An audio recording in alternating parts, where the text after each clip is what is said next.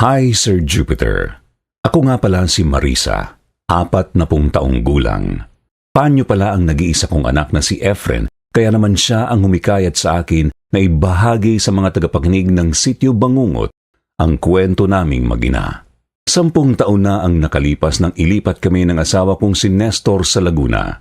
Kailangan na kasi namin umalis sa tirahan namin sa Tondo, Manila dahil nasakop ito ng road widening project ng bagong gobernador. Kaya naman kasama rin kami sa mga gigibain ang bahay. Bago natin simulan ng kwento, please like and share the video at huwag na ding kalimutang mag-subscribe. Naaalala ko pa noong 1 linggo bago ang nakatakdang pagpapalayas sa amin. Iniwan kami ni Nestor para lang pumunta sa probinsya nila. Dahil hindi naman kami magkasundo, inakala ko na tuluyan na niya kaming iniwan para kami na lang mag-ina ang mamroblema sa lilipatan namin. Pero laking gulat ko nang bumalik siya sa bahay at pinaghahanda kami ni Efren na mag-impake. Bakit hindi pa kayo nag-iimpake? Mag-impake na kayo ng bata. Amoy na amoy ko ang alak kay Nestor. Napakatapang ng amoy nito at halata sa pasuray-suray niyang pagpasok ng pinto na lango na naman siya. Hindi ko maiwasang magtaka sa ikinikilos niya.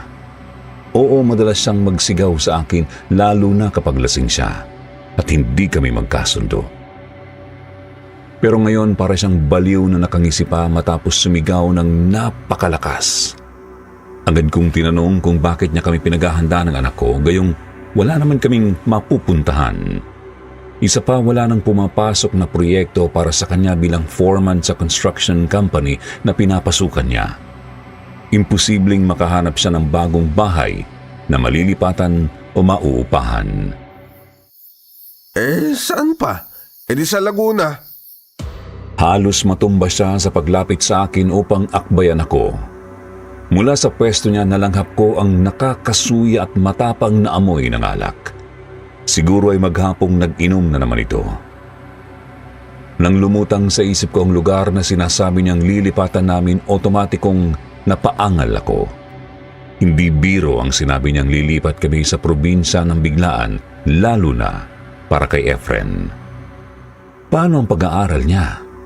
Malapit nang matapos ang taon pero bago pa man ako makapagsalita ng paliwanag, isang malakas na sampal sa mukha ang dumapo sa akin. At sino ang nagsabi may karapatan kang sumagot sa akin? Pag sinabi kong lilipat tayo sa Laguna, lilipat tayo sa Laguna! Napakalakas ng pagkakasampal ni Nestor sa akin, halos mabingi ako sa tunog ng lagutok at nawalan ng balanse, kaya't napakapit ako sa isang upuan. Opo, Sir Jupiter. Madalas akong pagbuhatan ng kamay ng asawa ko tuwing uuwi siyang lasing. Sa araw-araw na ginawa ng Diyos, dapat na akong magpasalamat kapag may isang araw na hindi niya ako sinaktan. Madalas, hindi ko na magawang lumabas ng bahay dahil sa mga pasa at sugat na natatamo ko mula sa kanya. Pero wala akong magawa. Ayokong maging isang broken family ng nag-iisa kong anak na si Efren. Mahal na mahal ko ang anak ko kaya handa akong lunukin at tiisin ang lahat ng sakit. Huwag lang siyang maapektuhan at masaktan. Sa totoo lang, 10 taon na kaming kasal ni Nestor. Sa mga unang taon namin, napakabait niya at napakaalaga. Lalo na nang dumating sa buhay namin ang anak naming si Efren. Sa totoo lang, napaka-perpekto noon ng buhay mag-asawa namin. Walang problema si Nestor sa pamilya ko at ganoon din ako sa pamilya niya sa Laguna. Napakabait nila sa akin, lalo na ang kanyang ate, si Ate Mirna. Spoiled na spoiled kami ni Efren tuwing dadalaw kami doon, lalo na noong buntis pa ako sa anak namin. Akala ko nga gusto niya lang talaga akong patabain, pero siguro dahil wala siyang sariling asawa at anak, sa amin na lang niya ibinubuhos ang pagmamahal at atensyon niya. Naisip ko noon, wala na akong mahihiling pa. May mabait akong asawa, mabubuting biyenan at hipag, at masaganang pamumuhay. Pero nagbago ang lahat ng malugi ang maliit na kumpanyang itinayo ni Nestor dahil sa isang pagkakamali. Isa kasi siya sa mga pinagkakatiwalaang subcontractor ng mga kilalang general contractor sa mga construction sites sa Manila. Subalit nang pumalpak siya sa isa sa mga proyekto niya, kumalat ito sa ibang mga general contractor at nawalan siya ng mga bagong offer. Bumagsak kasi ang isang poste sa proyektong ipinagawa sa kanya noon sa isang gusali. Walang nasaktan sa aksidente pero nagdulot ito ng masamang reputasyon sa kumpanya niya. Pilit niyang ipinagtanggol ang sarili na hindi niya kasalanan ang nangyari dahil tinitipid daw ang budget ng mga general contractor. Gayunpaman, wala na siyang nagawa sa kasiraang yun. Doon na rin natapos ang masagana naming buhay pamilya. Simula noon, nagkandaletse-letse na ang lahat, pati na ang masamang pagbabago sa asawa ko. Hindi ko alam, Sir Jupiter, kung dapat ko na lang ba siyang intindihin dahil mabigat naman talaga ang pinagdadaanan niya. Mula kasi sa pagiging may-ari ng sarili niyang kumpanya, napilitang magtrabaho bilang foreman sa isang construction site. Siguro sa akin na lang niya ibinubunton lahat ng galit niya sa mundo. Wala rin akong magawa dahil pinanghahawakan ko pa rin hanggang ngayon na balang araw magbabago siya. Nababalik siya sa dati niyang pagkatao bilang mabait at malagaing asawa at tatay sa amin ni Efren. Nang hapon ding yun, naluluhan lang akong nag-impake ng mga gamit namin bilang mag-anak. Pero natigilan ako sa ginagawa ng bigla kong yakapin ni Efren mula sa likuran. Ma, nakauwi na po ako. Pasimple kong pinunasan ng luha ko upang maitago ito kay Efren.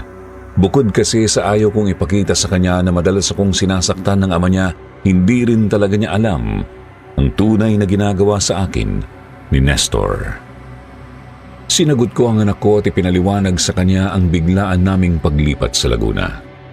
Ikinalugod ko ang kanyang tugon. Ngumiti siya at nagsimula ng tumulong sa pagimpake. Sa mga oras na yun, napatulala ako sa kanya. Noong una, natakot ako baka umangal siya at mag-alala na iiwanan niya ang kanyang mga kaibigan at eskwela. Pero iba ang ipinakita niyang tugon. Kahit na 9 taong gulang pa lang siya, naintindihan na niya ang sitwasyon. Wala akong nagawa kundi ang maluha sa kanya. Wala akong nagawa kundi ang maluha sa saya. Mabait pa rin talaga ang Diyos sa akin dahil binigyan niya ako ng anak na katulad ni Efren. Kinabukasan, bumiyahe na kami patungong Laguna. Nag-commute lang kami at kahit magkatabi kami ni Nestor, wala siyang kibot. Tulala siya sa kawalan sa buong biyahe at nakakalungkot siyang tingnan. Ganito si Nestor kapag walang espiritu ng alak sa katawan. Tahimik lang siya, para bang nabagsakan ng langit at lupa. Bilang asawa, ilang taon ko lang pinipilit na maging maayos si Nestor na ibalik siya sa dati niyang pagkatao. Pero hindi na siya nakikinig sa akin at palaging naiinis o naiinip sa bawat kilos ko. Muli kong sinubukan na hawakan ang kanyang kamay, pero tila pinunit ang puso ko nang pasimple niyang inalis ang kamay niya sa pamamagitan ng pagkamot kunwari sa ulo. Kaya naman tumigil na ako at ipinikit na lang ang mga mata upang makatulog sa biyahe. Nang makarating kami sa Laguna, kitang-kita ko ang tuwa ni Efren sa luntiang kapaligiran. Tila mas nag-enjoy siya sa tanawin, lalo na't sa di kalayuan ay tanaw na rin namin ang Laguna de Bay. Nakita kong masaya si Efren na nagpakalma sa puso ko kahit kaunti. Pero nang papunta na kami sa kinaroroonan ng bahay, bigla akong kinabahan dahil tila pamilyar ang lugar. Papunta kami kina Ate Mirna. Agad akong nagtanong kay Nestor pero nanatili siyang tahimik.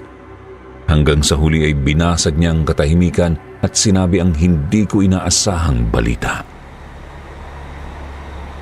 Wala na si Ate Mirna at sa akin niya pinamana ang bahay. Simula ngayon, dito na tayo titira. Napatigil ako sa sinabi niya at para akong nanlamig. Wala na si tita pa? Nakita ko ang pangingilid ng luha ni Efren kaya niyakap ko siya gamit ang isang kamay habang hawak ko ang maleta sa kabila. Pero parang walang epekto kay Nestor ang kanyang sinabi. Mula sa pagkakatingin sa kawalan, bigla siyang naging aligaga sa kanyang paglalakad na tila wala sa sarili. Ni hindi niya inalala na narinig ng anak namin ang maselang balitang ibinahagi niya basta-basta lang. Dahil sa inis ko, tumaas ang boses ko at pinaulit ko sa kanya ang sinabi niya. Pero imbis na sagutin ako, dumiretso sa papasok sa bahay at malakas na isinara ang pinto. Paanong hindi niya nasabi sa amin na wala na pala si Ate Mirna? Anong nangyayari?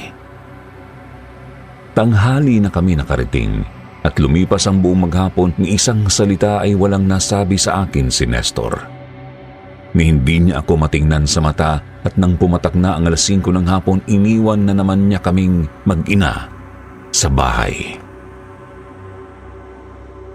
Lalong tumahimik ang kabuuan ng bahay. Sa totoo lang, Sir Jupiter, napakalaki ng bahay ng hipag ko. 2 palapag ito na may kalumaan na sa disenyo pero napakalinis at maaliwalas dahil sa kaunti pero bagay na mga kasangkapan na nakadisplay sa bawat sulok.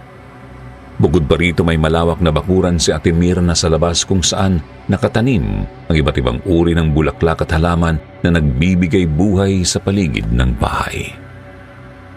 Nakakalungkot nga lang at wala na si Ate Mirna. Naputol ang pagninilay ko nang makarinig ako ng mga boses na nag-uusap sa labas ng bahay. Inasahan kong baka mga kamag-anak ni Nestor ang dumalaw kaya't dali-dali akong lumapit sa pinto at binuksan ito. Pero iginagulat ko nang wala akong nakita ni isang tao doon. Ikinakunot ko iyon ng noo at lumabas pa ng bahay upang tanawin kung nasa malapit lang sila. Pero nang masiguro kong wala talaga ay napabuntong hininga na lang ako at bumalik sa loob. Agad kong tinawag ang pangalan ng anak ko lalo na't sumambulat sa akin ang gulo sa sala. Lahat ng damit na inaalis ko pa lang sana mula sa maleta ay nagkalat na sa buong bahay. Sabog-sabog ang laman ng 3 maleta sa sahig, sa mga aparador at maging sa TV ay may nakasabit pa. Kaya naman ang unang pumasok sa isip ko ay si Efren. Bakit po, Ma? Pupungas-pungas na bumaba ng hagdan si Efren na para bang kagigising lang niya. Nagtaka ako pero nagawa ko pa rin siyang tanungin kung siya ba ang nagkalat ng mga damit. Agad ding nanlaki ang mga mata niya at sumimangot. Takang-taka sa tanong ko. Maging ako rin ay naguluhan. Hindi po ako, Ma. Nakatulog po ako sa kwarto ni tita. Hindi ko na siya sinagot at isa-isa ko na lang pinulot ang mga damit. Pero hindi ko maiwasang magtaka sa aking nakita. Siguradong-sigurado akong maayos kong isinilid ang mga damit sa loob ng maleta. Paano sila nagkalat ng ganito? Diyos ko po, sana'y mali ang iniisip ko. Habang abala kaming mag-ina sa pagliligpit, biglang may kumatok sa pintuan. Napahinto ako at napalakas ang kabog ng dibdib ko, lalo na dahil sa bigat ng katok. May kung anong kaba ang bumalot sa akin. Takot man, buong tapang kong binuksan ang pinto at naramdaman kong parang nabunutan ako ng tinik sa dibdib ng isang pamilyar na mukha ang sumalubong sa akin. Tabi-tabi po. Hindi agad nagtama ang aming mga mata dahil may kung ano siyang binubulong habang tila may sinisipat sa sahig. Nang marinig niyang boses ko at tinawag ko siya, bigla siyang bumitaw ng matinis na boses at mahigpit akong niyakap. Sisi! Halos hindi ako makahinga sa higpit ng yakap sa akin ni Pablo. Malaki rin kasi ang katawan niya kaya't parang natabunan ako ng kanyang bisig. Siya ang bunsong kapatid ni Nestor at Ate Mirna. Likas na malambing at masiyahin si Pablo, kaya naman parang bumalik ang sigla sa bahay sa kanyang presensya. Naku sis, mabuti't pinagbuksan mo ko agad. Nasabihan ako ng mga kamag-anak natin na nandito na raw kayo ng mahal kong pamangkin na si Efren. Kamusta na kayo? Tara't maghapunan na tayo. May dala akong ulam galing sa karinderya ko. Mabilis ang mga pangyayari matapos niyang bumeso sa akin. Para bang nagmamadali siyang pumasok sa bahay nang hindi ko alam kung bakit. Pero hindi ko na rin pinansin. Ni hindi na nga ako nakasagot sa kanya. Dumiretso na siya at kinuhang mga kasangkapan upang mailipat sa lalagyan ang 3 putahing dala niya. Sakto ang pagdating niya dahil nag-iisip na nga na lang sana akong bumili ng delata sa pinakamalapit na tindahan para maitawid ang hapunan. Bilang paggalang, sumalubong din ng halik si Efren sa Tito Pablo niya matapos niyang magmano. Sinabi ko kay Pablo na mabutit na padalaw siya dahil nakakabaliw ang katahimikan ng bahay. Naku sis, kung kailangan samahan ko kayo ngayong gabi, gagawin ko talaga. Para naman umingay-ingay itong bahay ni Madam Mirna. Masyadong mabilis ang galaw ni Pablo, parang hindi mapakali na parang may tinatakasan. Napansin kong parang mas masigla siya kaysa sa normal. Pero dahil sanay naman ako sa pagiging malambing niya, hindi ko na ito binigyan na mali siya. Pero sa likod ng aking isip, may bahid ng pangamba ang hindi ko may paliwanag. Parang may hindi tamang pakiramdam sa kanyang pagdating, pero masyadong mahina upang mapansin ng aking isip na abala sa ibang bagay. Matapos maglagay ng pagkain sa mesa, inaliw ni Pablo si Efren na masiglang nakikipag-usap sa kanya. Hindi maipinta ang tuwa sa mukha ng anak ko marahil dahil minsan lang namin makasama si Pablo. Sinamantala ko naman ang pagkakataon upang magpahinga ng kaunti mula sa pag-aayos ng bahay. Nakaupo ako habang pinagmamasdan silang dalawa. Nakaramdam ako ng kaunting ginhawa dahil hindi ko akalaing magiging ganito kasaya si Efren sa bagong tirahan kahit wala si Ate Mirna.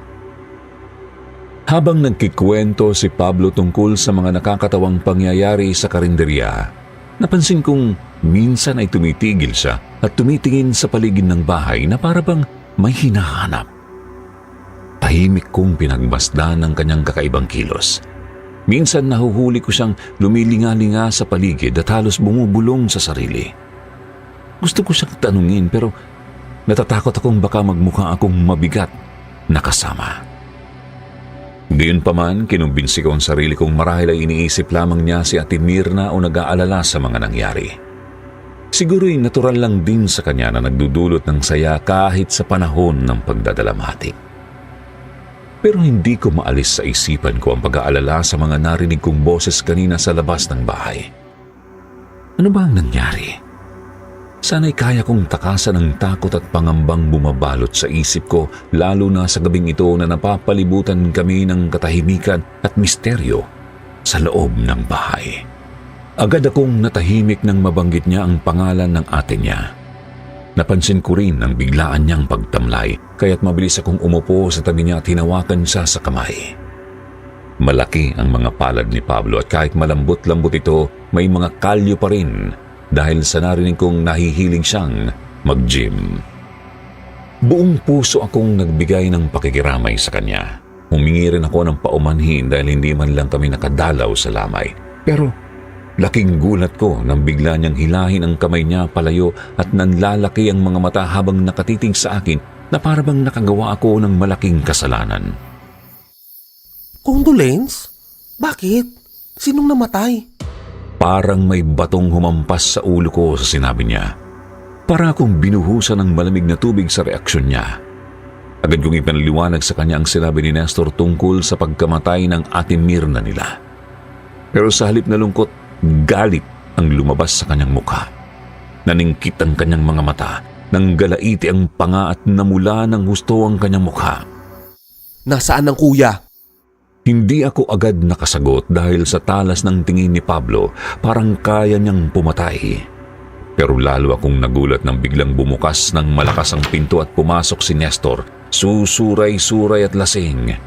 Parang walang anumang nangyari na basta na lang siyang sumulpot sa likod ni Pablo, pero matatalas din ang kanyang tingin. Wala na akong nagawa ng mabilis na sinug ni Pablo si Nestor at malakas na sinampal sa pisngi. Nawawala ka na ba sa isip mo, kuya? Anong karapatan mong sabihin patay na si Ate Mirna?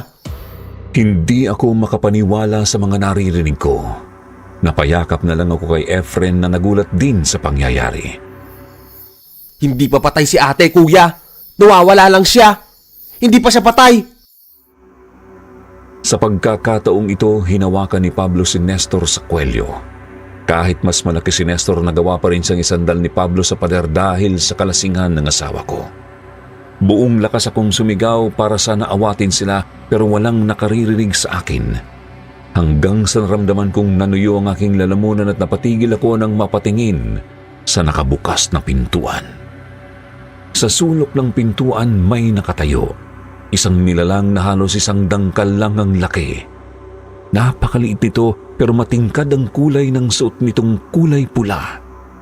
Madungis ito, may mahahabang tenga, bukol-bukol ang mukha at ang puting balbas ay sumasayad na halos sa sahig. Kitang-kita ko ang matatalas nitong ngipin sa nakakatakot na ngiti habang pinapanood ang asawa ko. Bagay na ikinasigaw ko agad na siyang nakapagpatigil kay Pablo. Anong nangyari sa'yo? Agad akong nilapitan ni Pablo pero huli na ang lahat. Para akong tinamaan ng matinding antok at wala na akong maalala kundi ang masakit na pagbagsak ko sa sahig. Nagising ako na para bang galing sa bangungot. Sa harapan ko nakita ko ang nakakatakot at maliit na nilalang na nasilayan ko kanina. Pilit akong sumusubok na sumigaw pero kahit isang tunog ay walang lumalabas sa bibig ko. Nangilabot ako nang marinig ko ang malakas na tawa ng nilalang gamit ang manipis nitong boses. Bigla itong tumigil sa pagtawa at ngumiti ng malademonyo pagkatapos ay itinuro nito ang labas ng pintuan. Sinubukan kong tingnan kung ano ang tinuturo nito pero madilim ang paligid sa labas ng pintuan at wala akong makita. Ma! Biglang nawala ang nakakatakot na nilalang nang marinig ko ang sigaw ng anak ko. Nagising akong tuluyan sa tinig ni Efren. Sinubukan kong tumayo mula sa malambot na kama pero bago pa ako makatayo ng tuluyan, nakaramdam ako ng matinding pagkahilo.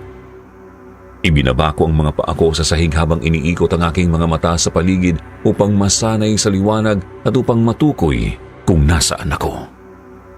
Naroon sa tabi ng kama si Efren, nakaluhod at tumutulo ang mga luha. Mahigpit kong hinawakan ang kamay niya upang ipadama sa kanya na ligtas siya sa piling ko. Lumingon ako at nakita ko si Nestor na nakasandal sa isang aparador na parabang may hinihintay. Nang magtama ang mga mata namin at makita niyang nagkamalay na ako, umalis siya ng silid ng padabog. Hindi man lang nagsabi ng kahit ano. Nanghihina kong tinanong si Efren kung anong nangyari. Hindi ko maipaliwanag ang pakiramdam ko na parang nauubos lahat ng enerhiya ko. Sinabi ni Efren na bigla daw akong hinimatay nang magsuntukan ng papa niya at si Tito Pablo. Napayakap ako sa anak ko at nagsorry sa kanya sa mga nakita niya kanina at ipinilit kong ipaliwanag na may hindi ng pagkakaunawaan sa pagitan ng papa niya at ng Tito Pablo niya. Madiin kong ipinaliwanag sa kanya na hindi ang pagsusuntukan ang solusyon sa mga problema. Dapat ito'y pinag-uusapan ng maayos. Tila nauunawaan naman ni Efren ang sinabi ko dahil tahimik siyang tumango. Kaya wala na akong nagawa kundi halikan siya sa noo upang ipakita ang pagmamahal at pag-aalala ko sa kanya. Matapos niyon, sinabi niya na hindi na ako hinintay ng Tito Pablo niya na magising. 9:00 na rin pala ng gabi at kanina pa dapat umuwi si Pablo. Dahil sa nakita kong kalungkutan sa mata ni Efren, sinikap kong ipaliwanag na ang nangyari sa akin ay dala lamang ng pagod sa biyahe at hindi dapat niyang alalahanin. Nakangiti akong nagkwento sa kanya na okay na ako at wala siyang dapat ipag-alala. Nakita kong unti-unting sumilay ang ngiti sa kanyang mga labi kaya't napanatag ang loob ko. Pagkatapos nito, pinatulog ko na si Efren sa tabi ko at habang nakayakap siya sa akin, hindi ko maiwasang mapaluha, Sir Jupiter. Awang-awa ako sa anak ko. Ngayon lamang siya namulat sa tunay na kalagayan ng kanyang papa at hindi ko matansya kung gaano kasakit para sa kanya ang mga nasaksihan niya kanina. Habang nakayakap kay Efren, bumabalik sa isip ko ang bawat masakit na eksenang nakita ng anak ko. Ngayon parang hindi na sapat ang mga palusot at mga kasinungalingan para takpan ang masaklap na katotohanan tungkol kay Nestor. Naisip kong Ito ang unang beses na nakita ni Efren ng isang mapanganib at marahas na bahagi ng ama niya. Isang bahagi na buong buo kong itinago sa kanya ng maraming taon. Gusto kong ipaglaban ang pamilya namin. Gusto kong maniwala na babalik pa rin ang dating Nestor.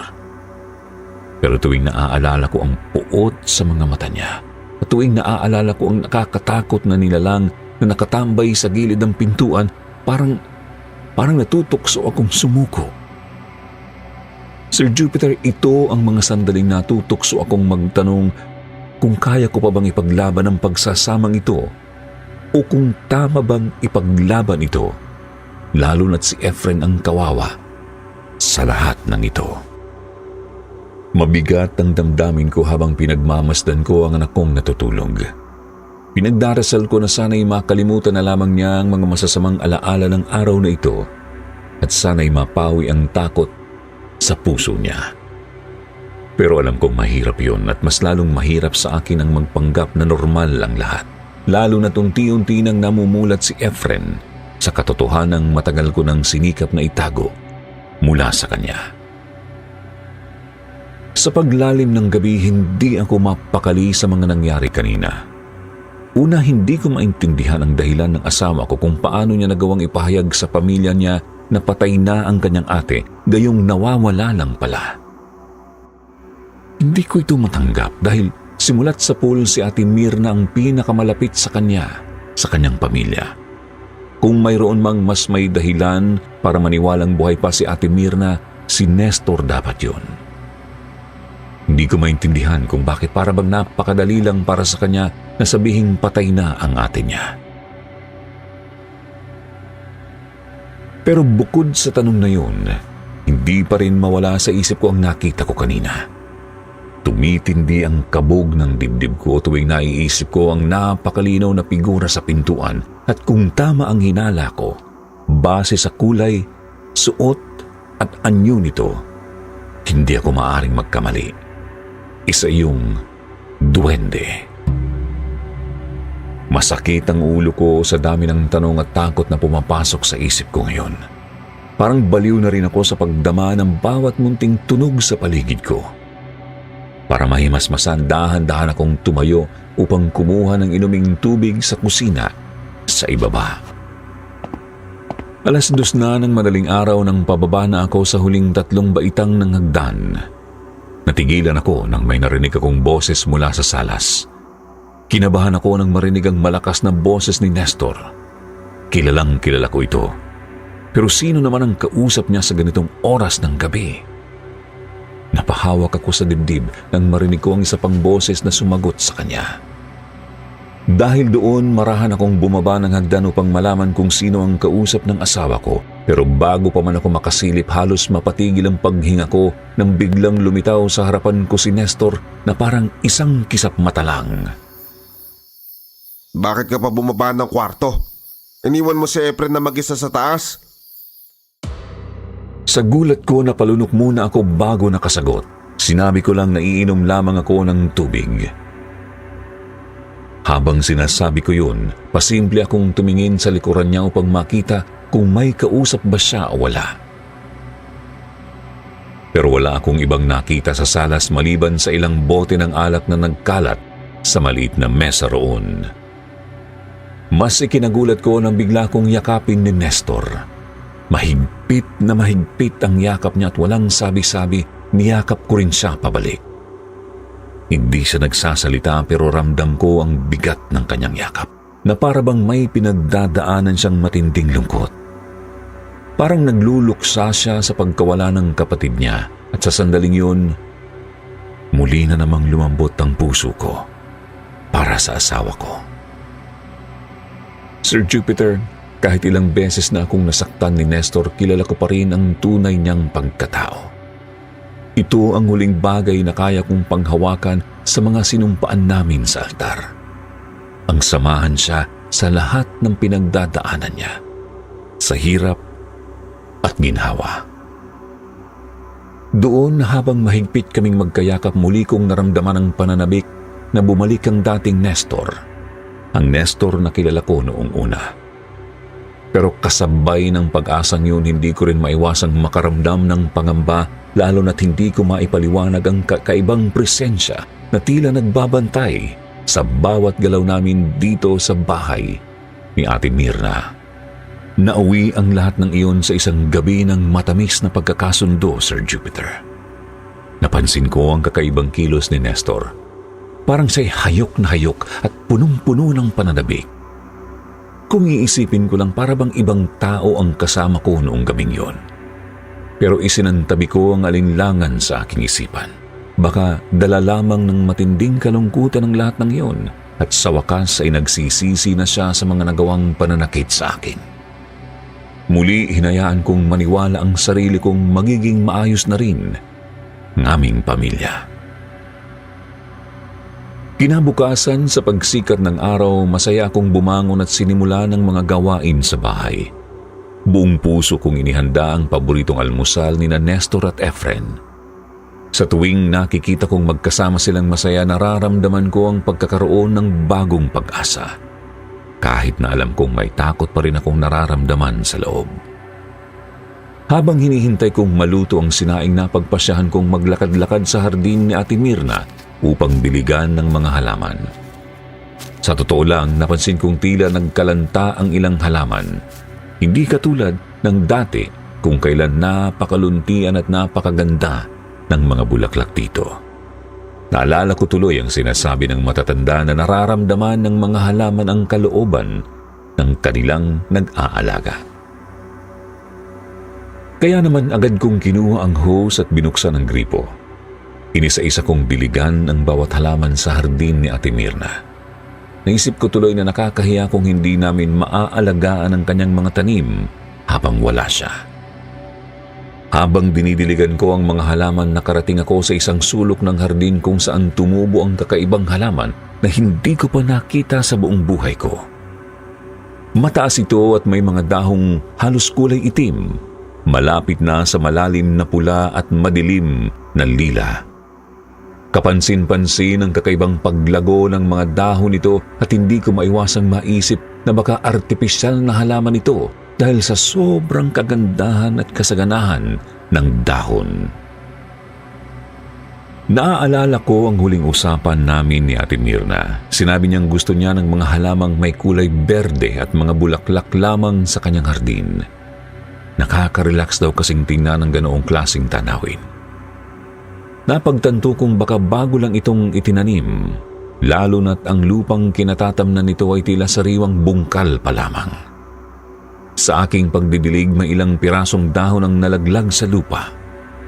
Sa gilid ng halaman, napansin kong may nakabaon sa lupa na tila puting bagay. Balak ko sanang lapitan at suriin ito, pero agad akong napaingtad nang maamoy ko ang singaw ng nasusunog na sinaing mula sa kusina. Dali-dali akong bumalik sa kusina para patayin ang kalan at iligtas ang sinaing. Pero sa pagpasok ko sa kusina, nagulat ako nang biglang lumitaw si Nestor sa likuran ko. Ang tingin niya sa akin ay matalim at puno ng galit na parang may mabigat akong kasalanang nagawa. Hindi ko maintindihan ang bigat ng kanyang mga tingin. Ang mga matang parabang nais akong saktan o patayin, mga tinging ngayon ko lang nakita sa kanya. Saan ka ba nanggaling? Ang aga-aga naglalagalag ka na naman dyan sa labas. Sunog na tuloy yung sinaing mo. Parang napahiya ako sa sarili ko sa mga sinabi niya. Biglang bumagsak ang balikat ko at naramdaman ko ang bigat sa dibdib. Dumiretso ako sa kalan upang patayin ang sinaing. Pero ngayong umaga, sa kauna-unahang pagkakataon, hindi ko siya pinansin kahit galit siya. Hindi ko siya kinausap o hinayaan na makialam sa pagod na nararamdaman ko. Habang hinahayaan ko siyang magsalita ng kung ano-ano, tila lumilinaw sa akin na nagkakamali ako sa pag-aakalang magiging maayos pa kami. Nagsisimula na namang magbalik ang dating asal niya na iniwan na namin noong nasa Maynila pa kami. Habang nakatitig ako sa sunog na sinaing, napagtanto kong hindi sapat ang pag-aasal lamang para maibalik ang dating pagkatao ng asawa ko. Good morning, Ma. Napatigil ako sa aking iniisip nang marinig ko ang boses ng anak ko. Pagkakita ko sa kanya, pinilit kong ngumiti at buuing muli ang sarili para sa kanya. Ayokong madama niya ang bigat ng mga nangyari kanina, kaya't itinago ko ang pangamba sa likod ng isang pilit na ngiti. Tahimik lamang na dumaan ang agahan namin na tila ba bawat isa sa amin ay may sariling iniisip. Si Nestor simula ng sigawan ako ay nanatiling tahimik. Hindi ko na rin siya kinausap, lalo na't sa tuwing magtatama ang aming mga tingin, mahigpit ang kanyang noo na parabang may galit siyang kinikimkim. Sa totoo lang, Sir Jupiter, hindi ko maintindihan ang kinikilos ni Nestor ngayong umaga. Hindi niya ugali na ipakita o iparinig kay Efren ng anumang pagtatalo o sigawan namin, lalo na ang pananakit. Pero sa harap ng hapagkainan, hindi niya inisip na naroon ang anak niya. Kalmado pa rin siyang nakatingin na parang wala lang ang mga pinaggagawa niya. Kitang-kita ko ang pagtataka at pag-aalala sa mga mata ni Efren. Naglilipat-lipat ang kanyang tingin mula sa akin patungo kay Nestor na tila nagtataka at naguguluhan. Pero parang walang pakialam si Nestor. Abala lang siyang tahimik na kumakain. Walang anumang reaksyon. Nang matapos ang almusal, agad ding umalis si Nestor nang walang paalam. Wala na akong nagawa kundi hayaang makaalis siya. Hindi ko na hinangad pang linawan ng mga bagay-bagay. Sa totoo lang, ayaw ko munang makita siya sa mga oras na ito. Sino ba naman kasi ang gugustuhin makasama ang isang taong pabago-bago ang ugali? Kahit ako, naguguluhan na sa kanya. Para makapagpahinga ng kaunti, pinaakyat ko si Efren sa itaas upang manood ng mga palabas sa kanyang laptop. Doon lamang malakas ang signal ng dala naming pocket wifi at hindi naman gumagana ang TV sa salas. Sa ganitong paraan, sana ay malibang muna siya at makalimutan ang mga nangyari kanina. Mas mabuti na ang ganito kaysa makita niyang nag-aalala ako. Kasalukuyan kong hinuhugasan ang mga plato nang makarinig ako ng katok sa main door. Pinunasan ko ang aking basapang mga kamay sa bestida ko at agad na binuksan ng pinto. Nagulat ako nang makita si Pablo na nakatayo doon. Sisi, buti naman at okay ka na. Agad akong niyakap ni Pablo at mahigpit na hinawakan sa magkabilang braso. Tila ba may kung anong hinahanap sa mukha at katawan ko. Nagsusuri siya gamit ang kanyang mga mata na parabang may nais siyang matiyak. Sigurado ka bang okay ka na? Bakit ka ba hinimatay kagabi? Diyos ko naman, Sisi, imbierna ako sa'yo, ha? Bago pa ako makasagot, napansin kong namumula ang kaliwa niyang mata at may malaking pasa sa paligid nito. Ang pamamaga ay halatang sariwa pa. Napatigil ako sa pagtataka at agad na inakay si Pablo papasok sa kusina. Mabilis ko siyang pinaupo sa mesa at kinuha ang first aid kit ni Ate Mirna sa medicine box. Binuksan ko ito at kumuha ng ointment upang ipahid sa namamagang bahagi ng kanyang mata. Aray naman, sis, huwag mo naman pisain masyado. Magana nga eh. Napangiwi siya habang dahan-dahan kong pinapahid ang gamot sa namamagang bahagi ng kanyang mata. Hindi ko maiwasang sermonan siya tungkol sa pakikipag-away kay Nestor, lalo pat alam niyang malaki at malakas ang aking asawa. Sa kanyang mga sinabi, bumalik ang aking pagkausyoso sa tunay na nangyari. Di ko maiwasang magtanong kaya't hinimok ko si Pablo na sabihin sa akin ang lahat ng detalye. Ibinunyag niya na 1 linggo bago kami lumipat dito na wala na si Ate Mirna. Walang nakakaalam kung nasaan siya. Walang bakas ng kanyang pag-alis at ni isa sa mga kapitbahay ay walang nakakita sa kanyang pag-alis o pagbabalik. Ang kanyang pagkawala ay inireport na sa pulisya at pinagtulungan na ang buong bayan ng paghahanap. Subalit sa kabila ng pagsisikap ng lahat, wala silang anumang bakas o palatandaan tungkol sa kanyang kinaroroonan. Hindi ko alam kung ano ang iisipin sa mga naririnig ko mula kay Pablo. Sobrang dami ng tanong na lumalabo ang lahat ng iniisip ko. Mangiyak-ngiyak pa si Pablo habang isinasalaysay ang mga pangyayari. Kitang-kita ang bigat ng kanyang nararamdaman pero iba siya kay Nestor. Punong-puno ng pag-asa ang mga mata niya na parang malakas ang paniniwalang makikita pa rin niya si Ate Mirna. Hinayaan ko siyang ilabas ang lahat ng kanyang hinanakit at pagdaramdam. dahil ito lang ang kaya kong gawin para kahit papaano ay gumaan ang kanyang loob. Minsan, ang makinig lang ay sapat na upang maramdaman ng tao na hindi siya nag-iisa sa kanyang pinagdadaanan. Dahil may natira pa sa niluto kong almusal, agad ko siyang pinaghain at pinakain.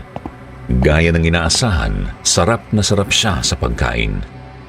Pero bago pa man siya makatapos, bigla siyang napatayo at nagulat ako sa tila pagkabigla sa kanyang mukha. Akala ko pa nga ay nasamid siya. Ang mga alaga ni ate! Kumunot ang noo ko sa kanyang sinabi, lalo na nang makita kong kumuha siya ng platito. Sinimot ang natitirang kanin at kumuha ng isa pang ulam. Pagkatapos ay agad siyang lumabas sa likod ng bahay kung saan ako nagdidilig ng mga halaman kanina. Sinundan ko siya at halos matalisod ako sa pagmamadali dahil sa kuryosidad. Nakita ko siyang nakaluhod sa lupa na parabang may kung anong mahalagang bagay siyang tinitingnan at pinaglalagyan ng pagkain. Agad kong tinanong kung ano ang ginagawa niya at bakit tila ba nag-aalok siya ng pagkain sa lupa. Kinawi ko ang kanyang balikat upang makita ang kanyang nilalagyan ng pagkain. Sa gilid ng bahay may isang maliit na bulaklak na tila artipisyal na hitsura. Sa ilalim nito ay may dilaw na araw na nakaturo pababa. Doon niya inilagay ang platito ng pagkain. Nakakatawa. Pero kabilin-bili na ni Ate Mirna na lagi ko raw bibigyan ng pagkain ng mga alaga niya kapag wala siya. Kaya ngayong wala siya, dapat lagi mo lalagyan ng pagkain ng parting ito ng bahay. Kahit ipinaliwanag na ni Pablo ang bilin ni Ate Mirna, hindi ko pa rin maiwasang magtaka. Hindi ko maintindihan kung ano ang ibig niyang sabihin sa alaga ng kanyang ate.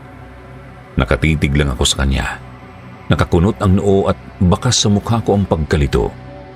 Napansin niya ito kaya't agad siyang nagbigay ng paliwanag na hindi ko inaasahan. Duwende, Ate Marisa.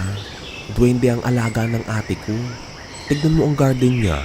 Ilang araw nang hindi napapakain ng mga alaga niya, kaya unti-unti na ring namamatay ang mga halaman. Parang wala lang kay Pablo ang mga sinabi niya, na parang natural na lang ang pagkakaroon ng kakaibang nilalang sa paligid. Pero hindi ako halos makakilos sa aking kinatatayuan. Ang salitang duwende ay parang may mabigat na kahulugan, at habang iniisip ko yun, nanlamig ang buong katawan ko. Duwende? Duwende ang alaga ni Ate Mirna? Ibig sabihin, napansin ni Pablo ang bigla kong pagtigil kaya't muling nagsalita upang aliwin ako. Huwag ka mag-alala. Natakot rin ako nung una kong nalaman na may alaga siyang ibang nilalang. Di nga ako makapaniwala noon. Pero sabi ni ate mababait naman daw ang mga alaga niya, kaya walang dapat ikabahala. Nanatili akong tahimik sa sinabi niya. Hindi naman sa wala akong tiwala sa kanyang sinasabi, pero hindi ko makalimutan ang nakita ko kagabi. Kung totoo ngang mga duwende ang alaga ni Ate Mirna, isa lang ang sigurado ako. Ang pulang duwende na nasilayan ko kagabi ay hindi mukhang mabait. Ilang oras pa ang lumipas at nanatili si Pablo sa bahay. Sinubukan pa niyang puntahan si Efren sa kwarto, pero nang makita niyang himbing ang bata sa pagkakatulog ay hindi na niya ito inistorbo. Maya-maya pa nagpaalam na rin siyang aalis dahil ilang araw daw siyang mawawala. May tawag kasi mula sa kabilang bayan na may nakakita raw kay Ate Mirna roon. Naiwan kaming mag-ina sa bahay. Napakatahimik ng paligid. At kahit kakabog-kabog ang dibdib ko sa mga revelasyon ni Pablo tungkol sa mga duwende, pinilit kong isawalang bahala ang lahat. Bahagyang nakaramdam ako ng ginhawa sa pag-asang may balita na tungkol kay Ate Mirna at makakauwi na rin siya. Habang naglilinis ako ng bahay, napagpasyahan kong alisin na rin ang iniwang pagkain ni Pablo sa likod ng bahay. Pero pagkakita ko sa platito, nanlamig ako sa aking nakita. Sobrang linis nito na parang may nag-ubos ng laman at may mangilan-ngilang dahon na naiwan sa gitna. Napaisip ako baka asong gala lamang o pusang dumaan at kumain ng pagkain sa platito. Wala na akong nagawa kundi ibalik ito sa loob ng bahay, pero hindi pa man ako nakakalayo ay narinig kong tumatawag si Efren mula sa itaas. Ma! Agad akong napabalikwas nang marinig ko ang sigaw ng anak ko mula sa itaas. Mabilis akong umakyat ng hagdan at sa aking pagpasok sa kanyang kwarto, bumungad sa akin ang kalat na hindi ko inaasahan. Nagkalat ang mga art materials ni Efren na dati niyang iniingatan at tapon-tapon ng mga tinta sa sahig na parang may kung anong nagwala sa kwarto niya. Napatigil ako sa gulat at agad kong tinanong siya habang umiiyak siya ng gusto. Ma, Pa, natatakot ako. May mali po talaga sa bahay ni tita. Ayoko na po rito. Niyakap ko siya ng mahigpit upang mapawi ang takot na bumabalot sa kanya. Alam ko, batid ko ang anak ko. Hindi siya umiiyak ng ganito dahil lamang sa mga art materials na nagkalat. Nasaktan siya at may kung anong nagpapasiklab sa kanyang takot. Pero sa aking pagkabigla, naramdaman kong may presensya sa likuran ko.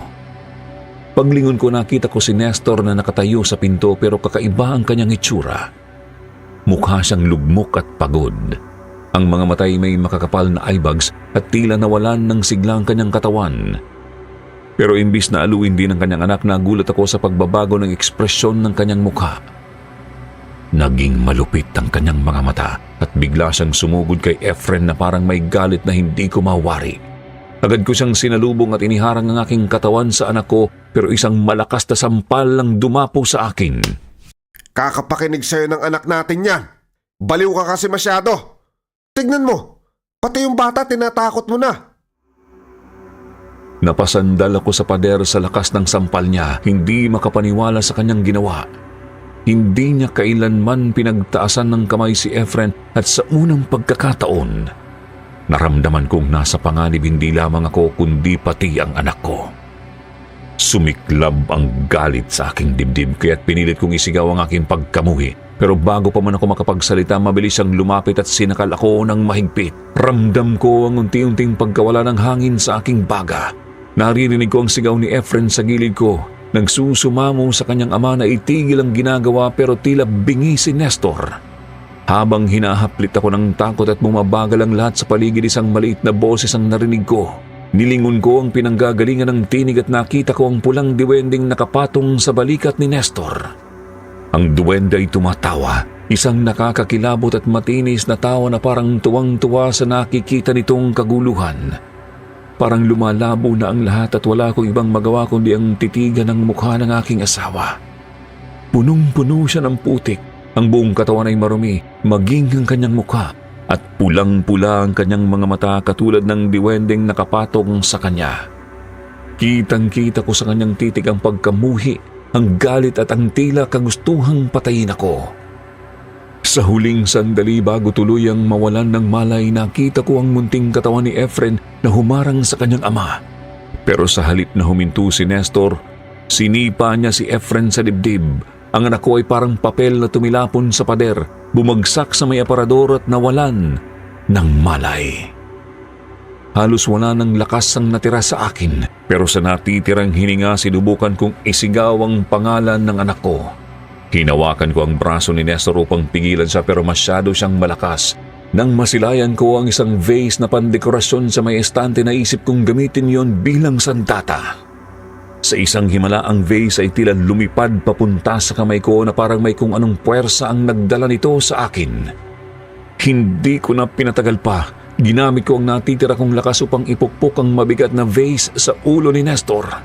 Sa wakas, binitiwan niya ako at bumagsak siya sa sahig. Nang makawala ako sa kanyang mga kamay, agad kong hininga ang hangin na parabang ngayon lang ako muling nakahinga.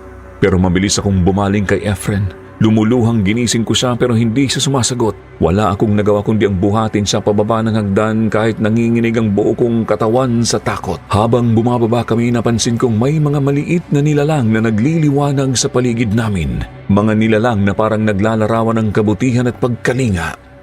Hindi ko alam kung totoo ang nakikita ko o dulot lang ng sobrang takot at stress, pero hindi ko yun pinansin. Ang mahalaga ay makalabas kami ni Efren sa bahay na ito. Pagdating namin sa pinto, narinig kong muli ang nakakakilabot na sigaw ni Nestor mula sa itaas. Marisa, bumalik ka rito! Ang sigaw niyang yun ay puno ng puot at galit at may kasamang ibang boses na tila ba mula sa ibang nilalang. Nanginig ako sa takot pero hindi ako lumingon. Buong lakas kong binuksan ang pinto at inilabas ang anak ko mula sa bahay. Humingi ako ng tulong sa sino mang makarinig, pero sa probinsyang ito ang mga bahay ay magkakalayo. Unti-unti akong nawalan ng pag-asa hanggang sa isang boses ang pumutol sa aking takot. Diyos ko, Marisa, anong nangyari sa inyo ng pamangkin ko? Nakita ko si Pablo na tila nagmamadali at puno ng pag-aalala sa kanyang mukha.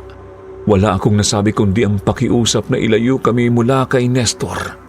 Agad niya kaming isinakay sa kanyang sasakyan at dinala sa ospital kung saan binigyan ng atensyon si Efren. Sa ospital, sinabi ng doktor na malubha ang natamo ni Efren sa kanyang ulo at kinakailangan siyang isailalim sa masusing pagsusuri. Ramdam ko ang lahat ng takot at galit ko kay Nestor ay umapaw.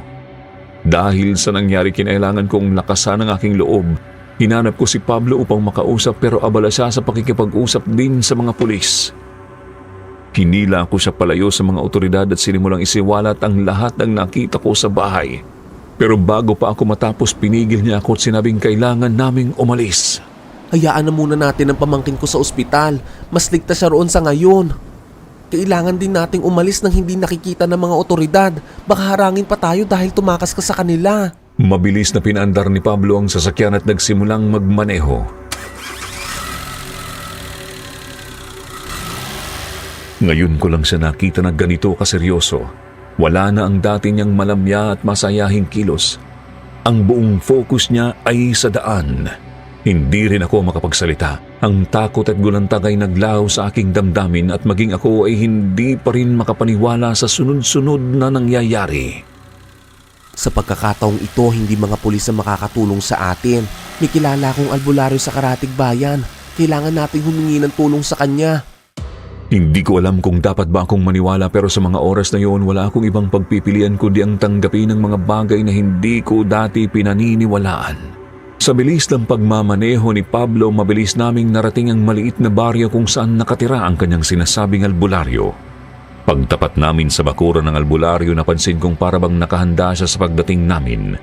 Nakasindi ang mga ilaw sa labas at tila may inaabangan siya. Habang binabati ni Pablo ang albularyo, napansin kong may kakaibang liwanag sa gilid ng matanda. Isang maliit na duwendeng puti ang tahimik na nakatayo, tila nagliliwanag at nagpapahayag ng kapayapaan. Hindi ko maintindihan kung paano ko ito nakikita, pero pakiwari ko ay ako lamang ang nakakakita nito dahil tuloy-tuloy lang ang pag-uusap ni na Pablo at ng albularyo.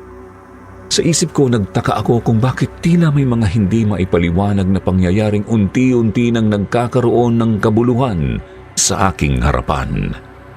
Ang totoo, Sir Jupiter, simula noong araw na yon ay parabang nagbago na ang lahat sa pananaw ko sa realidad. Masyado nang malabo ang mga nangyari sa amin. Hindi ko alam kung totoo ang lahat ng sinasabi ni Pablo o kung totoo ang mga nakita ko.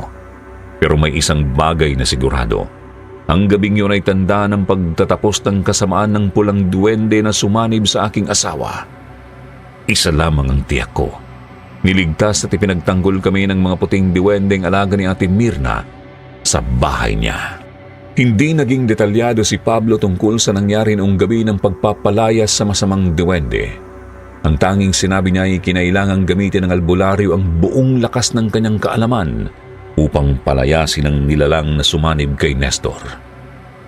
Nakakalungkot mang sabihin pero idinamay ng masamang duwende si Ate Mirna sa kanyang mga kalupitan. Opo, Sir Jupiter. Patay na nga si Ate Mirna at ang halamang matinik na nakita ko noon, doon siya inilibing ng asawa ko sa ilalim ng impluwensya ng pulang duwende. Ngayon, nilipat na sa bilibid sa Muntinlupa ang asawa ko. Hindi niya itinanggi ang kanyang mga kasalanan at ang ginawa niyang krimen sa kanyang kapatid. Mula nang siya ay makulong, hindi na rin siya muling nagpakita sa amin ng aking anak. Naisip kong hindi na rin makabubuti kung kami pa'y magkikita. Sa kabila ng lahat, hindi na rin ako naghanap pa ng bagong tirahan para sa amin ni Efren. Bilang pasasalamat sa mga alaga ni Ate Mirna na nagligtas sa amin, napagdesisyonan kong manatili sa bahay upang araw-araw na maalagaan ang hardin. Ngayon, araw-araw akong naghahanda ng iba't ibang pagkain at hindi nawawala ang maliit na bahagi ng mga ito para sa mga hindi nakikita. Iniiwan ko ito sa parehong lugar kung saan iniwan ni Pablo ang platito noon bilang pagpapakita ng paggalang sa mga alaga ni Ate Mirna, ang mga diwende. Tumigil na silang magpakita sa amin pero minsan napapansin ko ang kanilang presensya, lalo na sa paglalaro ng aking anak. Parang nagbibiro lang sila dahil madalas silang itago ang mga art materials ni Efren, pero kapag hindi na namin hinahanap, kusa rin itong lumilitaw. Nasanay na kami ni Efren sa kanilang mga biruan. Ang dati kong takot sa mga hindi nakikita ay napalitan ng paggalang at pasasalamat. Sa kabila ng mga naranasan namin, natutunan kong may mga nilalang na handang magbigay ng kalinga at tulong sa oras ng pangangailangan, kahit hindi mo sila nakikita o nauunawaan. Sa simpleng pamumuhay namin ngayon, ramdam ko ang tahimik na presensya ng mga alaga ni Ate Mirna at higit sa lahat, ang panibagong pag-asa para sa isang bagong simula sa aming mag-ina. Sa totoo lang, Sir Jupiter, hindi ko alam kung dapat ko bang ikalungkot ang pagkawala ng asawa ko sa tabi ko. Sa kabila ng aming naging pagsasama, ang mga alaala ng pananakit at takot ang siyang nangibabaw ngayon. At natutunan kong iba rin pala ang pakiramdam kapag wala ka ng iniiwasan na mabibigat na kamay o mga panggigipit sa araw-araw. Ngayon, simple pero masagana ang buhay namin ng anak ko. Walang matinding kasaganahan, ngunit puno ng pagmamahalan at katahimikan na dati ay hindi ko akalaing posible. Dito ko natutunan at napagtanto na hindi pala laging kailangan ang isang ama para mabuo ang kaligayahan ng isang pamilya. Ang kasiyahan ng anak ko ngayon ang ngiti niya sa bawat araw na malaya kaming namumuhay ng walang takot. Ito ang hindi ko ipagpapalit sa kahit ano paman. At ito naman ngayon ang shoutout portion. Shoutout kay Marlo Coilan, Gladys San Ramon, Poch, shoutout kay Yoshihiro, Lensky Blanco, Sweet Rose, Ira Bicas, shoutout kay Lone Wolf, Doreen Marie Katipunan, at Lera Oliverio. Special shoutout naman kay Cynthia Camacho na gustong i-shoutout ang mga kasama niyang mananahi na sila Ate Salve, Ate Merlin at Malu. Maraming salamat sa inyong suporta at pagtangkilik sa amin. Sa mga hindi po nabanggit sa susunod, kayo naman ang aming babatiin. Huwag niyo pong kalimutang mag-reply sa ating shoutout box na nasa comment section para ma-shoutout ang mga pangalan ninyo. Muli po mula sa bumubuo ng Kwentong Takip Silim, Sitio Pangil at Sitio Bangungot. Ito po ang inyong lingkod, Jupiter Torres. Magandang araw po, Sir Nagpapasalamat. Jupiter, at sa lahat ng tagapakinig ng Sitio Bangungot. Itago niyo na lang po ako sa pangalang Normie. Taga-Bicol po ang angkan namin sa side po ng nanay ko. Pero dito na po kami sa Pampanga nakatira dahil taga rito ang tatay ko. Ito pong kwento ko ay nangyari noong bata pa ako. Sa amin po sa Bicol ay may kasabihan na talagang pinaniniwalaan doon, lalo na ng mga matatanda. Ang sabi kasi nila, di bali ng maniwala, wala namang mawawala, kaysa raw hindi paniwalaan, tapos magiging dahilan ng sakuna at kamalasan. Ang kasabihan ng matatanda sa amin ay bawal daw ang matulog sa isang bahay kapag umabot na sa 13 ang bilang ng mga tao. Kapag raw ganoon, kailangang ang isang miyembro ay sa kapitbahay na patulugin para maiwasan ang maaring mangyaring masama. Pwede rin naman daw na magpatulog ng isang tao para lumagpas sa bilang na 13. Naniniwala po ba kayo na malas talaga ang number 13? Noong una hindi raw naniniwala ang tatay ko dahil hindi naman niya kinalakihan ang pamahiin yun. Pero nung umuwi raw po kami sa Bicol para doon ganapin ang kaarawan ng kapatid kong kambal na lalaki para isabay sa reunion ng pamilya namin sa side ng nanay ko, may pangyayaring nagpabago sa paniniwala ni tatay. October 1989, nangyari ang hindi malilimutang pangyayari sa buhay namin noong nagdiwang ng kaarawan ang mga kapatid ko. Umuwi kaming pamilya noon at gulat na gulat ang lolo at lola ko. Napagalitan pa nila ang nanay ko dahil bumiyahe raw kami ng alanganin. Dapat daw ay hindi na lang kami umuwi o kaya ay kahit pinatapos daw ang araw ng kaarawan ng aking kapatid. Pwede naman daw kasing ipagdiwang kahit lagpas na sa petsa. Kinatakutan kasi nila ang pamahiin na malas ang number 13. Mag-13 years old na po kasi ang kambal kong kapatid na natapat pang Friday the 13th ang araw na yun. Napakarami raw numerong 13, sabi pa ng lola ko. At para nga maiwasan ang kinatatakutan nilang pamahiin, pumayag na rin ang magulang namin na 14 ipagdiwang ang birthday ng kapatid kong kambal, kasabay ng reunion ng pamilya namin. Dahil probinsya, uso sa amin ang tulong-tulong sa gawain. Halos lahat ng kamag-anak ay nandoon na sa bahay ng lola at lolo namin para tumulong. Pati mga bata na kagaya namin ay tumutulong din sa paghihiwa ng mga rekado. Sa likod bahay ay may malawak na bakuran at doon kami nagsisipaggawa. Masaya dahil puno ng tawanan at biruan. Nagsimula na akong magbalat ng sibuyas nang mapansin kong may dumaan sa pintuan. Ang pintuan na yun ay nagsisilbing pasukan at labasan papunta sa likod bahay. Madadaanan din ang kusina kapag lalabas ng bahay. Katabi ng pintuan ang malaking bintana. Nakabukas ang pansara ng bintana. Tinutukuran lang ng kahoy ang pangsara para mabuksan ang bintana. Sa itsura at hulma ng katawan ng dumaan ay parang ang pinsan kong si Queen, kaya tinawag ko siya at sinenyasan na tumabi sa akin. Nagbabalat kasi ako noon ng sibuyas at maluha-luha na rin ako. Kapag bata pa kasi, ang madalas na inuutos ay ang pagbabalat ng bawang at sibuyas. Pagkatawag ko sa kanya, ay ibinaling ko na uli ang atensyon ko sa aking ginagawa. Ilang minuto na ang nakalipas. Nagtaka ako kung bakit wala pa si Queen. Ang lapit lang naman ng nilakad niya. Tiningnan ko uli siya at nagulat ako nang bigla na lang siyang nawala.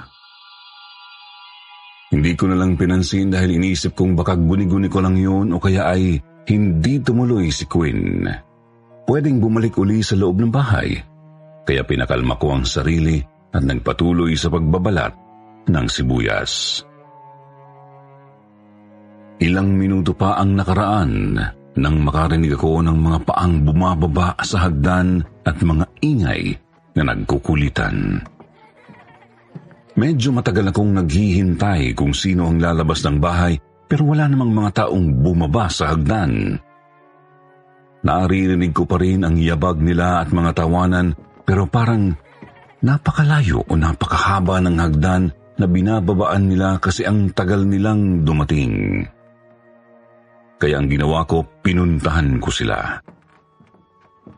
Papalapit pa lang ako sa hagdan ay wala na akong naririnig na ingay.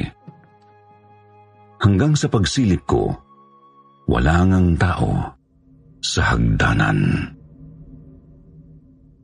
Sobrang nagtataka ako noon pero ayokong sabihin sa mga matatanda dahil baka mapagalitan ako.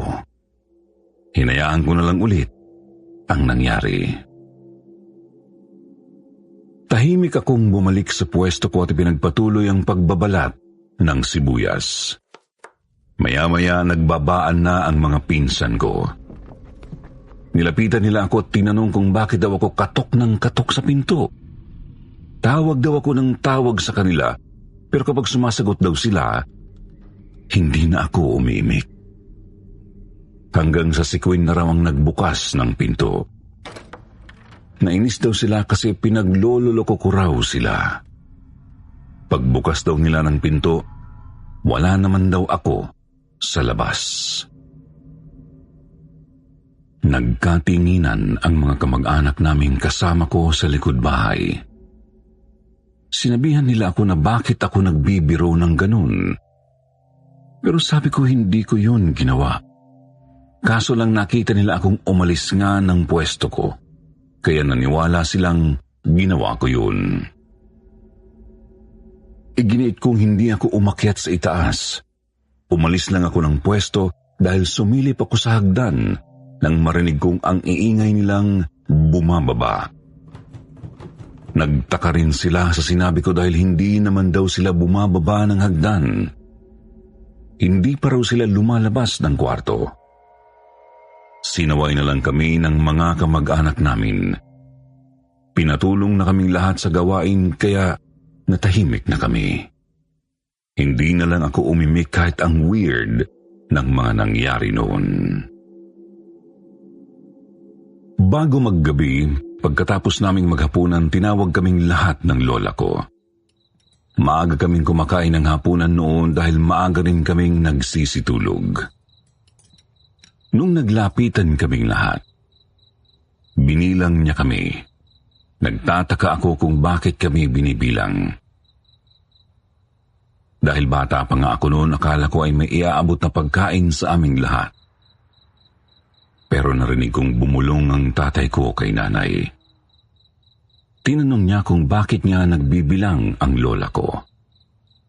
Ang sabi ni nanay, ganoon daw talaga kapag nag-uuwian ang lahat. Kailangan kasing hindi 13 ang bilang ng matutulog sa bahay. Malas daw yun. Nagbiro pa ang isa kong tiyuhin pagkatapos magbilang ng lola ko. Tinanong niya kung ilan lahat ang bilang ni lola. Baka raw hindi tumugma sa bilang niya. Tapos nagtawanan kaming lahat. Ang sabi ni lola, ayos naman daw kasi 14 kaming lahat. Yung tiyuhin kong palabiro, binilang niya kaming lahat para lokohin ang lola. Pero pagkatapos niyang magbilang, namutla ang mukha niya at bigla siyang nagseryoso.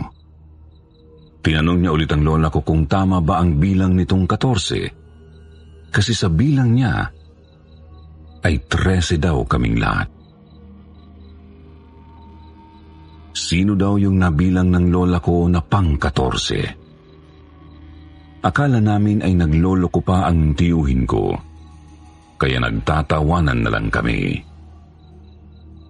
Pero dahil hindi na sila mapalagay, inutusan ng lola ko ang aking nanay na siya naman ang magbilang. At gaya ng tiyuhin ko, 13 rin ang bilang niya. Nagkanya-kanya na kami ng bilang at lahat kami ay 13 nga ang bilang. Sobrang nagtataka ang lola ko dahil sa bilang niya ay 14 kaming lahat kahit na inulit-ulit pa niya. Kaya tinanong nila si lola kung sino ba yung nakikita niyang hindi dapat kasama. Tiningnan kaming isa-isa ni lola tapos nagkamot na lang siya ng ulo kasi hindi rin niya malaman. Basta 14 ang pagkakabilang niya nung una. Pero nung inulit niya, naniwala na siyang 13 nga kaming lahat. Nang matapos na ang bilangan, doon na kami pinagsabihan ni Lola Nena tungkol sa pamahiin. Na bawal nga raw matulog sa isang bahay kapag ganoon ang bilang. Kaya sinabihan niya ang isang tiyuhin ko na doon sa kapatid ko ng lola ko makitulog ng gabing yun. Pero ang lolo ko na ang nagpresenta. Minsan lang daw kaming lahat umuwi na kumpleto kaya hindi raw pwede na maghiwa-hiwalay. Kaya siya na lang daw ang makikitulog sa kabilang bahay. Sa itaas ng bahay ay may 3 malalaking kwarto. Dahil minsan lang kami magsasama-samang magpipinsan, natulog kaming lahat sa isang kwarto. Nagkwekwentuhan kami dahil hindi pa makatulog. Laging laman ng biruan namin ay ang kapatid kong kambal na magdidiwang ng kaarawan. Pinagluloko namin sila. Tinanong namin kung may nararamdaman na ba silang kakaiba. Kasi nga kakaiba ang birthday nila at pinaniniwalaan ng karamihan na malas ang number 13. Sa ingay namin ilang beses kaming nasaway dahil umaabot daw sa kabilang kwarto ang tawanan namin. Hanggang sa pinasok na kami ng tiyahin ko at pinatayan kami ng ilaw para makatulog na. Gasera pa ang ilaw noon, kaya kapag pinatay na, talagang matutulog na lang dahil hindi naman namin mabubuksan. Hindi kami binigyan ng posporo dahil baka paglaruan daw namin. Nang dumilim, kanya-kanya na kaming talukbong ng kumot. Nagsisiksikan kami kasi nagkakatakutan. Hanggang sa isa-isa na rin kaming nakatulog. Mahimbing na ang tulog ko nang bigla na lang may isang sumigaw. Tapos umiyak siya ng umiyak. Dali-daling may pumasok sa kwarto namin. May dala siyang flashlight at isa-isa kaming tinutukan. Lahat kami ay nagising. Nalaman namin na ang sumigaw ay ang pinsan kong babae na si Eliza. Ang sabi niya nagising daw siya dahil biglang may humatak sa kumot niya. Tapos may nakita daw siyang nakatayo sa gilid ng kwarto. Kinuha siya ng magulang niya at doon na lang pinatulog sa kabilang kwarto. Habang kami ay sinabihan na magsitulog na uli. Si Eliza raw ay nanaginip lang. Sinabihan ko naman ang pinsan kong si Queen na samahan akong pumunta ng banyo. Natatakot kasi akong mag-isa. Malaki rin kasi ang bahay ng lola ko. Tapos ang banyo ay nasa ibaba pa. Pumayag naman si Queen. Kinuha niya yung flashlight sa loob ng cabinet. Habang bababa kami sa hagdan, nakikiramdam kami. Nakakatakot kasi ang tunog ng hagdan kapag tinatapakan. Kahoy kasi ang hagdan, pati ang sahig. Kaya iba ang ingay kapag naglalakad. Medyo lumakas ang loob namin nang makarinig kami ng mga tawanan sa may sala. Nakilala namin ang boses nila. Yung ilang pinsan din namin na lalaki. Pagtapat namin sa kanila, tinanong kami kung saan pupunta. Pagkasagot namin, sila naman ang tinatanong namin kung bakit sila nasa sala. Hindi raw sila makatulog kaya nagkwentuhan na lang sila sa sala. Tiningnan ko pa silang isa-isa. 4 silang nandoon pero yung isa medyo malayo sa kanila at sobrang seryoso. Hindi ko naman kasi kilala lahat ng pinsan ko dahil madalang kaming umuwi ng Bicol. Si Queen lang ang naging malapit sa akin dahil pareho kaming nasa Pampanga. Nang nasa tapat na kami ng banyo, tinanong ko si Queen kung sino yung seryosong nakaupo sa isang upuan. Nagtaka si Queen sa akin. Tinanong niya ako kung sino ang sinasabi ko kasi wala naman daw nakahiwalay ng upuan sa mga pinsan namin. Nasa mahabang sofa daw yung 3. Doon naman ako nagtaka nang sinabi niyang 3 lang sila kasi 4 yung nakita ko. Dahil doon kinilabutan na kami. Umihi ako na nakabukas ng bahagya ang pintuan para lang masiguro kung hindi ako iiwan ni Queen. Pagkatapos ay dali-dali kaming bumalik sa itaas. Tumakbo kaming pabalik at hindi na namin tiningnan yung mga pinsan naming nasa sala. Kahit panay ang tawag sa amin. Noong kinaumagahan, nagising ako dahil narinig ko ang boses ni Lola. Galit na galit siya. Dahan-dahan akong lumabas ng kwarto at bumaba ng hagdan. Nakinig ako sa kanila.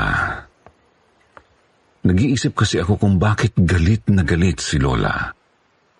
Nalaman kong may nakitulog palang ibang tao sa bahay. Yung mga pinsan namin na nagkwentuhan sa sala. Kasama pala nila yung isang naging kaibigan nila na kapitbahay. Dahil sa kwentuhan nila, hindi na nakauwi ng bahay at doon na nakatulog sa amin. Panay na lang ang saway ng mga tiyahin at tiyuhin ko sa lola ko kasi nga sobrang nag-aalala siya doon sa pamahiin na pinaniniwalaan niya. Masaya namang naidaos ang reunion at kaarawan ng kambal kong kapatid. Nang natapos yun, doon palang napanatag ang lola ko.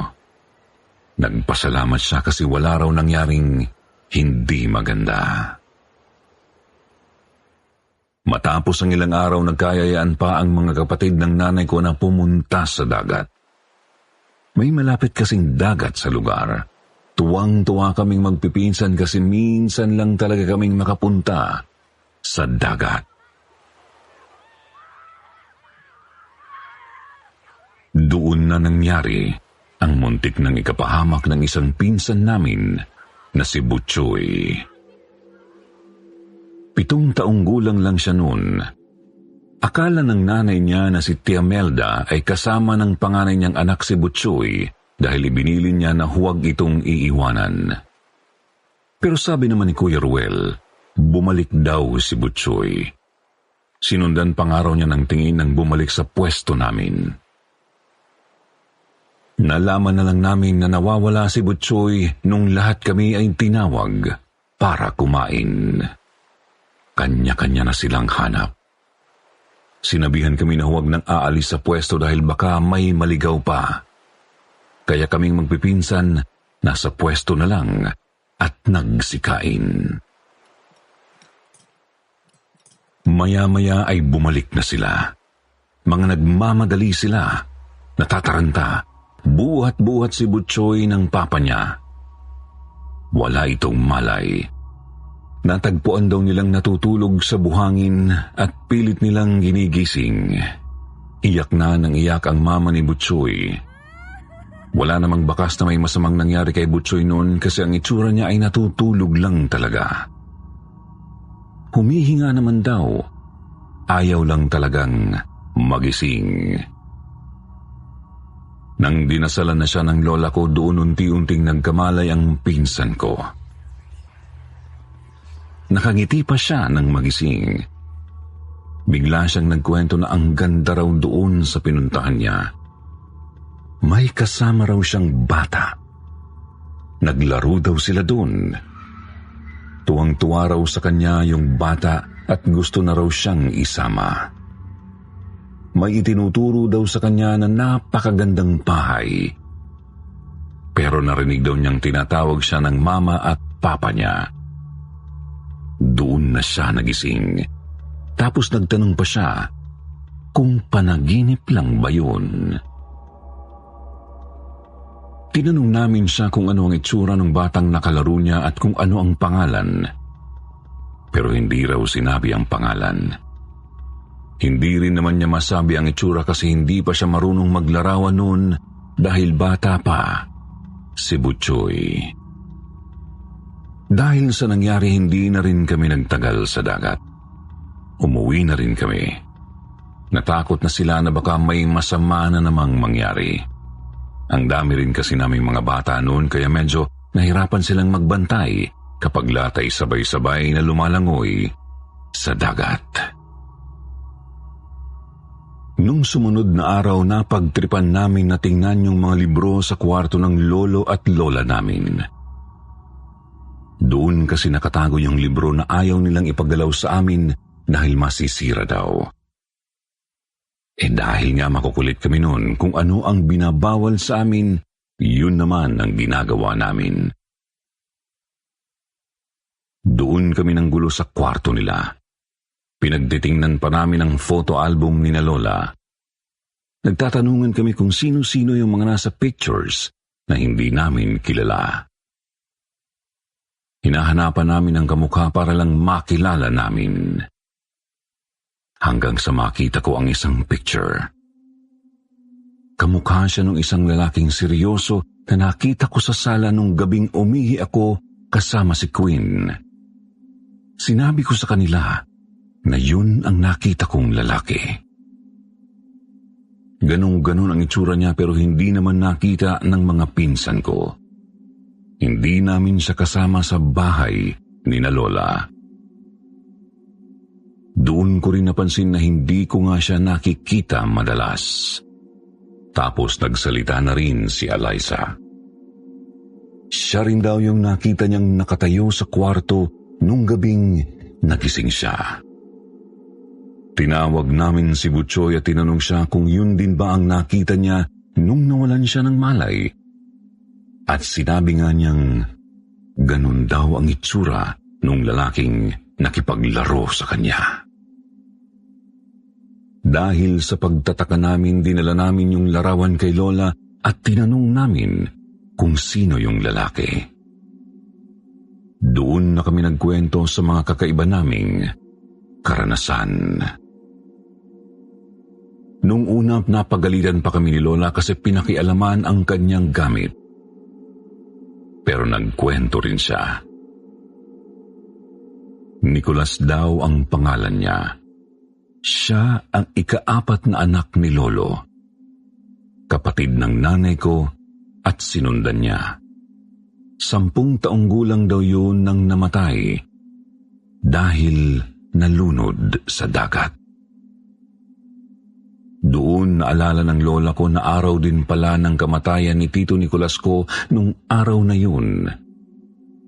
Sabi nila sumama sa aming reunion kaya raw nagpaparamdam at nagpapakita sa amin. Hindi rin alam ng nanay ko ang tungkol sa kapatid niyang yun dahil hindi na raw sinabi ng lola at lolo ko na may kapatid pala silang namatay. Isang araw bago kami mag-uwian, nagsagawa sila ng padasal para kay Tito Nicolas. Nagpunta uli kami sa dagat para mag-alay sa kanya. Umiyak pa ang lola ko noon kasi sabi niya sa tagal na raw noon aminado siyang nakalimutan na niya si Tito. Kaya daw siguro nagpakita para maalala siya. Doon din namin napansin na may hawig pala si Butchoy kay Tito Nicolas, kaya siguro nakipaglaro siya. Kinausap din ni Lola si Tito na huwag nang magpapakita kay Butchoy. Naisip kasi nila noon na baka sinusundo niya si Butchoy. Mula noon sa tuwing pumupunta kami sa reunion, hindi maiwasang tanungin si Butchoy kung nagpapakita pa ba sa kanya si Tito Nicolas. Pero ang sabi naman niya, hindi na raw. Hindi na rin niya napanaginipan. Hanggang ngayon po iniisip ko kung ang mga nangyari ba na yun ay may kinalaman sa pamahiin nila o sadyang nagkataon lang ang lahat. Pero kami po talagang pamilya, hindi ako naniniwala na malas ang number 13. Sa katunayan po, ang nobyo ko na asawa ko na ngayon ay sinagot ko ng May 13 at hindi naman kami minalas. Ibinagpapasalamat pa rin namin sa Diyos ang lahat ng biyayang natatanggap namin. Maayos naman kaming lumaki at hindi na rin naulit ang kababalagang iyon kapag pumupunta kami sa reunion. Marami pong salamat sa pagtanggap at pagbasa ng liham ko at more power po sa Sitio Bangungot. God bless po. At eto naman ulit ang paborito niyong shoutout portion. Shoutout kay Jane Cruz, Mayumi Makisig, Jennifer Cabasa, Slow Burn Company, Mary Ann Calma, hi kay It's Jove, Royo Family, Aflo Tildes ng Riyadh, KSA, Bobby Ongsueco at Rica Avelino. Basahin naman natin ang ilan sa pinakamagandang comment mula kay Mayumi Makisig at kay Mary991. Sabi ni Mayumi, magandang gabi mga ka-SB. Thank you so much. Napakagaganda po ng mga kwento at pagkakanarate. Keep up the good job. God bless you more. Sabi naman ni Mary, nakakawala ng pagod habang may trabaho ako mula dito sa Macau. Sa mga hindi po nabanggit, sa susunod po, huwag kakaligtaan. Huwag niyong kalimutang mag-reply sa ating shoutout box na nasa comment para ma-shoutout ang inyong pangalan. Muli po mula sa bumubuo ng sitio Bangungot. Ako po ang inyong lingkod, Jupiter. Nagpapasalamat.